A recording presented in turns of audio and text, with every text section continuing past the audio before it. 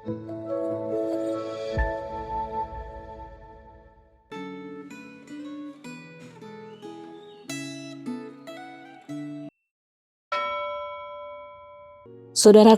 kita bersyukur hari ini kita akan merenungkan firman Tuhan.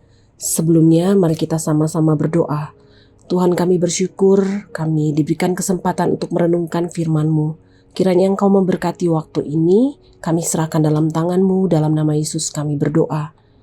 Saudara, kita akan merenungkan firman Tuhan dengan tema dosa yang terambil dari Yunus pasal 1. Kita tidak akan membaca keseluruhan dari bagian firman Tuhan ini, tapi kita hanya akan membaca ayat 1 sampai ayat yang ke-7, demikian firman Tuhan.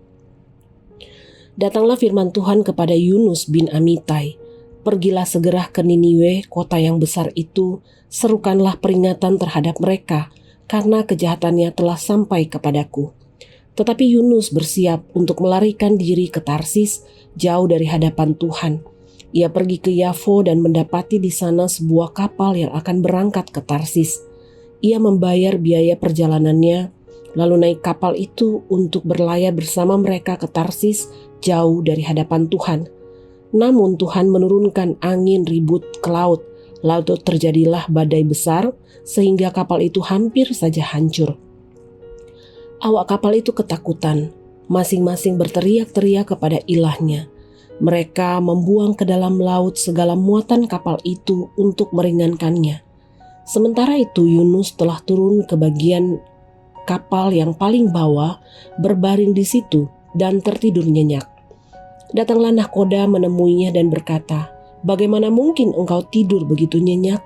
Bangunlah, berserulah kepada Allahmu. Barangkali Allah itu akan memperhatikan kita sehingga kita tidak binasa."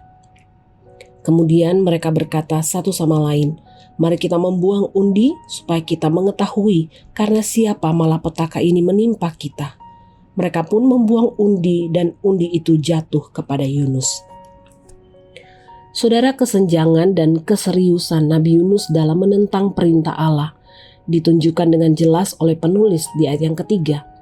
Nabi Yunus melarikan diri ke kota lain yang jauh dan membayar biaya perjalanannya yang pasti tidak murah.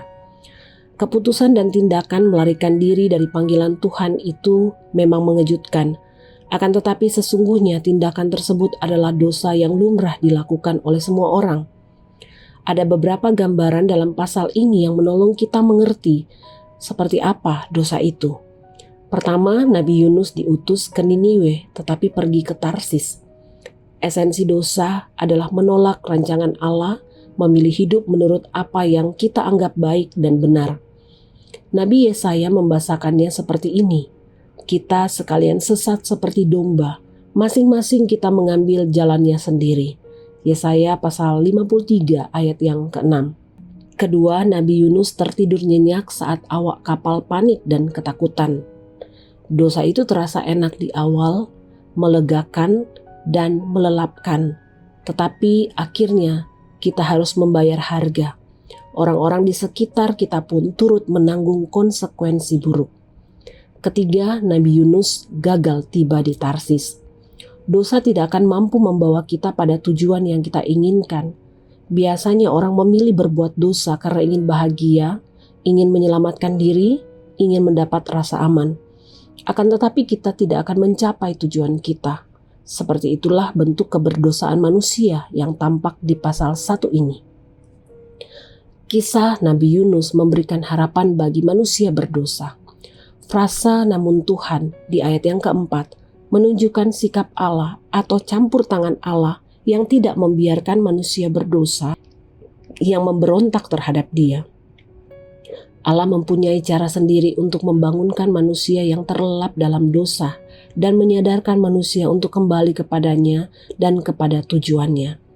Allah mengirim badai besar yang membuat Nabi Yunus kena undi dan dilemparkan ke laut, tetapi Allah juga mengirim ikan besar yang menelannya. Badai dan ikan besar adalah anugerah dan kasih karunia Allah. Allah menyelamatkan Nabi Yunus yang tersesat karena memilih jalannya sendiri. Saudara, kita adalah gambar Allah yang ditetapkan menjadi mitra kerjanya. Gambar Allah dalam diri kita sudah rusak akibat dosa, sehingga kita suka melarikan diri dari panggilan Allah. Harga yang harus kita bayar adalah akibat buruk yang kita alami saat memilih jauh dari Tuhan dan misinya. Kabar baiknya, kita memiliki Allah yang gigih mengejar kita dan rela membayar harga. Yesus Kristus, Putra Allah, rela turun ke dunia, menderita di kayu salib, dan membayar harga keselamatan kita dengan darahnya. Apakah Anda sudah merespons dengan kesediaan membayar harga demi melaksanakan misinya di tengah dunia? Mari kita berdoa. Tuhan, terima kasih, kami bersyukur buat firman-Mu. Berikanlah kami kekuatan untuk boleh tetap setia kepada panggilan kami yang sudah Tuhan tetapkan dalam hidup kami. Baik kami sebagai hamba Tuhan, sebagai pekerja, sebagai mahasiswa, atau apapun itu Tuhan.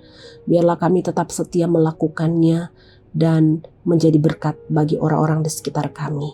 Terima kasih, kami bersyukur buat firman-Mu, berkati kehidupan kami. Dalam nama Tuhan Yesus kami berdoa. Amin.